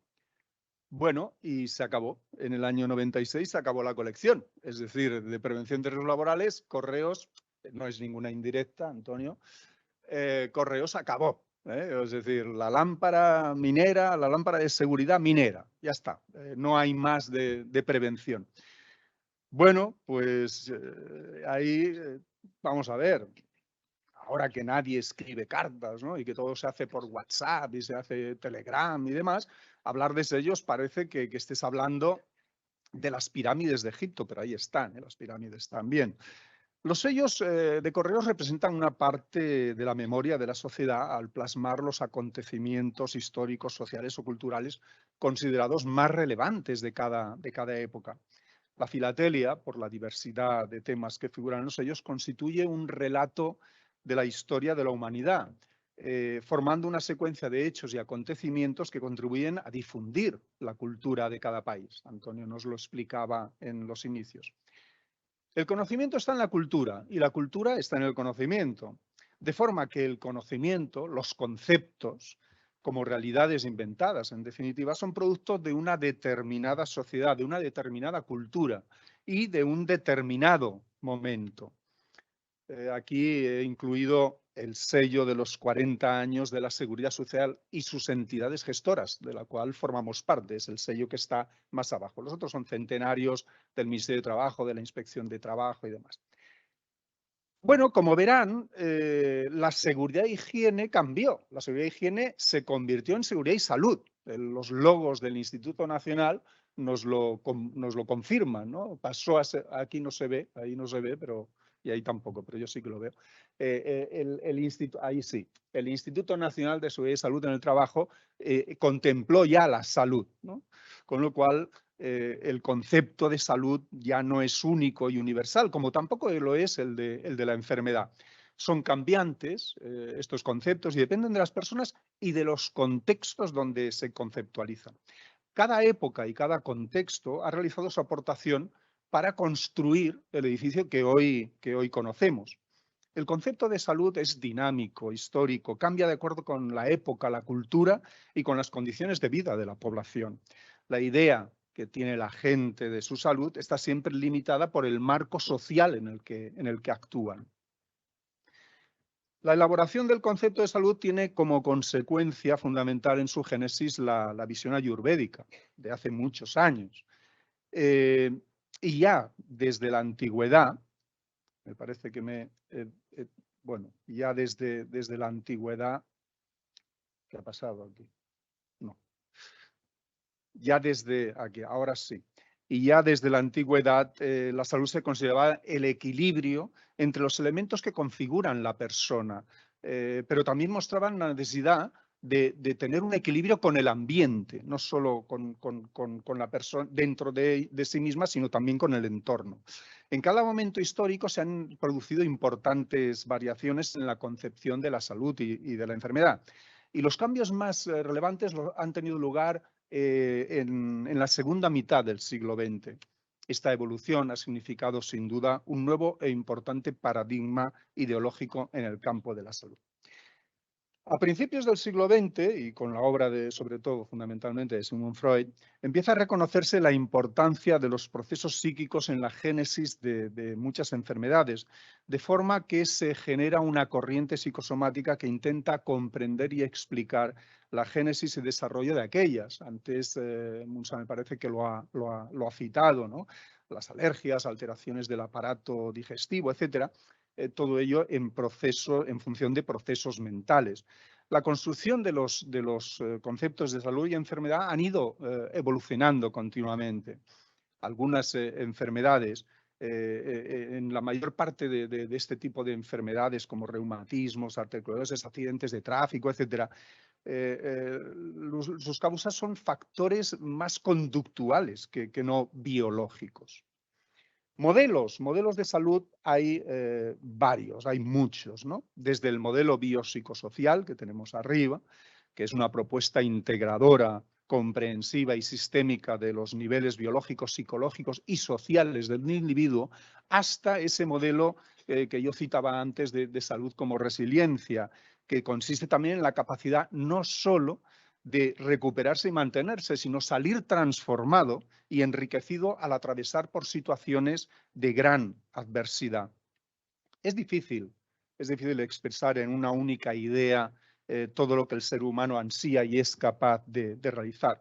La persona siempre estamos insatisfechos con lo que ya tenemos en un determinado momento. Y en este sentido, la percepción de la salud tendrá una dimensión creativa, ideal, utópica. La salud, en definitiva, es el resultado de la interacción y adaptación entre los individuos y el medio ambiente físico y social. En consecuencia de lo anterior se derivó el concepto de calidad de vida de origen reciente que incluye todos los factores psicológicos, afectivos, sociales, cognitivos y espirituales. Este contexto, el social y utópico, está influido por las ideas acerca de la felicidad plena y la calidad integral de vida. De ahí viene la felicidad en el trabajo y demás. Bueno, hubo un congreso de médicos y biólogos celebrado en 1978 en Perpiñán, que definió la salud como aquella manera de vivir que es autónoma, solidaria y profundamente gozosa. Se habla ya de la salud como una manera de vivir, como una visión claramente comportamental. Sitúa al individuo como protagonista de su propia salud y lo hace responsable, ya que lo hace responsable de las acciones que pueden quebrar o mejorar su estado de salud. Y al mismo tiempo le pide un esfuerzo personal para conseguir el máximo grado de autonomía y capacidad de funcionar, de forma que no sea dependiente de los demás. Sin embargo, también entiende la salud como una dimensión social, por lo que solicita de la solidaridad para la mejora de la calidad de vida. La indicación de que la salud es una manera de vivir gozosa se refiere a la disposición de hacer frente a los problemas diarios y así mantener la necesaria salud mental. Encontrar la alegría en cualquier situación es una de las fórmulas para obtener salud, la satisfacción en el trabajo, las relaciones personales, en el ocio. Convertir en extraordinarios las acciones cotidianas constituye un buen método para conseguir un mayor grado de salud. El bienestar psíquico es una de las dimensiones de la salud, por lo que la capacidad de superar las dificultades y los riesgos diarios son el punto de partida de una estrategia sanitaria en las personas. La elección de una mejor alimentación, de hacer ejercicio físico, de no beber o de beber moderadamente, de no fumar, de no consumir drogas, depende en gran medida del ambiente cultural, social, económico e incluso físico en el que se vive. Elegir un estilo de vida saludable no depende solamente de la voluntad, es decir, de querer, sino también del conocimiento, es decir, saber, y de la accesibilidad al mismo, es decir, de poder. Conocemos la importancia que tiene el medio ambiente y lo fundamental que resultan nuestros estilos de vida en el mantenimiento de la salud, pero tenemos la posibilidad de aumentar nuestro nivel de salud, adecuando nuestra conducta para conseguir mantener el equilibrio interno con nuestro propio organismo, buscar un equilibrio con el entorno e intervenir en nuestro entorno para que sea cada vez más saludable. En definitiva, ya no se trata de adaptarnos nosotros al medio ambiente, sino también de intervenir en el propio medio ambiente. La salud como conquista diaria. Este concepto fue expresado por la Oficina Regional para Europa de la Organización Mundial de la Salud. La salud es la capacidad de realizar el propio potencial personal y responder de forma positiva a los problemas del ambiente. La salud se entiende ya como una conquista diaria por la que debemos mejorar nuestra calidad de vida. También debemos considerar la salud como algo positivo y contextualizado en la persona y en el momento que está viviendo. En esto consiste la capacidad de responder de forma positiva a los problemas del ambiente propugnados por la Organización Mundial de la Salud que hemos visto hace un momento. Ya la capacidad de transformar el entorno. Estar sano individualmente va ligado a la salud del conjunto y la prevención individual de la enfermedad está estrechamente ligada a los problemas ecológicos, a los problemas sociales y a los problemas económicos de toda la comunidad. Este es lo que he ido recogiendo de todo el concepto, cómo ha ido evolucionando el concepto de la salud y hasta dónde puede llegar. Y no lo habíamos hablado. En fin, muchas gracias por su atención, a esta visión de la salud que he aportado y ahora nos invitan a... Me han quitado el... Con lo bonito que me había quedado el salud y bienestar del Pau Donés, Ahora les invitamos a tomar un café y apreciar de más cerca los sellos, porque hay que acercarse, de lejos no se ven. Muchas gracias y hasta la próxima.